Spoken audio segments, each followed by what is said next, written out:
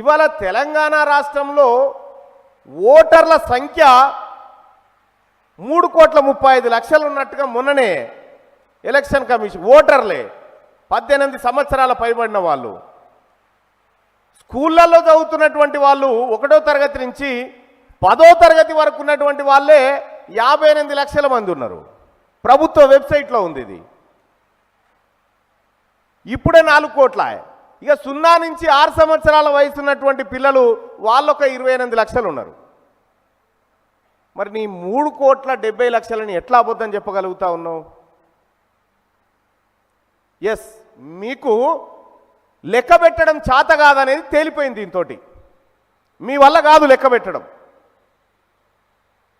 కాపులు వరిధాన్యం పండించి కుప్పనూర్చిన దగ్గర కుల వృత్తుల వాళ్లకు ఎవరికి వాళ్ళకి ఇంత తీసి పెడుతుండే పక్కకు, ఎవరికి వాళ్ళ కుప్ప పెడతా ఉండే. కరెక్ట్గా పంచగలిగిరు, అప్పుడు కరెక్ట్గా లెక్కించగలిగిరు.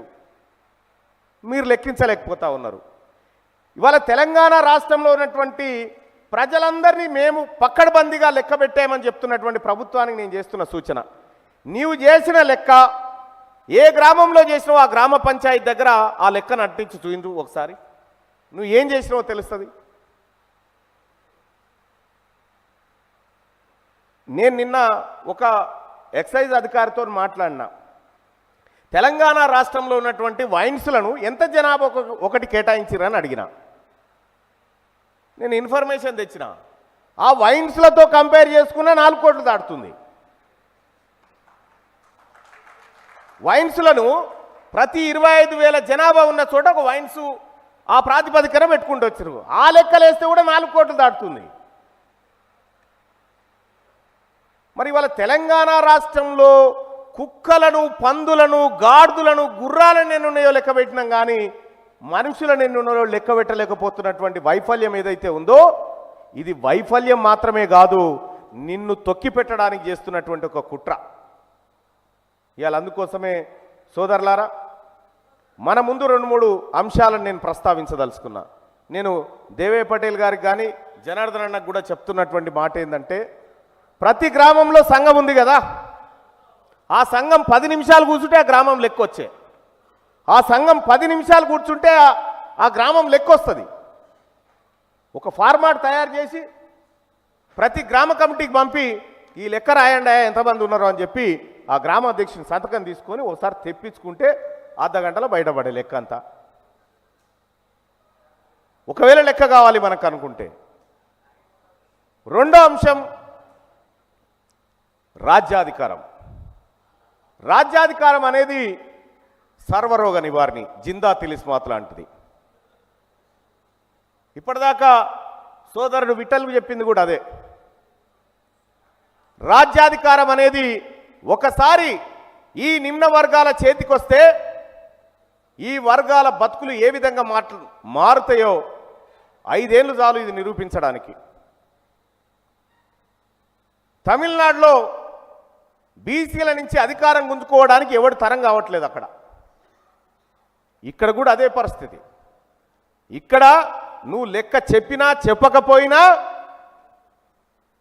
రాబోతున్న విస్ఫోటనం ఇదే. తెలంగాణ ఉద్యమం ముగిసిన తర్వాత మళ్ళీ ఒక ఉద్యమం పుట్టాల్సిన అవసరం ఉందని తెలంగాణ కోసం జీవితాంతం పోరాడిన జయశంకర్ సార్ చనిపోయేటప్పుడు చెప్పిన మాట ఇది. తెలంగాణ రాష్ట్రం ఏర్పాటుతోటే ఈ వర్గాలకు అధికారం రాదు, అప్పటికి ఇంకొకరు కాచుకొని ఉన్నారు, అక్కడ కాచుకొని ఉన్నారు. వాళ్ళ నుంచి విముక్తి కావాలని జయశంకర్ సార్ కోరుకున్నాడు. ఇవాళ తెలంగాణ రాష్ట్రంలో జరుగుతున్నటువంటి మూమెంట్ ఏదైతే ఉన్నదో ఆ బీసీ మూమెంటే ఇప్పుడు జరుగుతున్నటువంటి అంశం.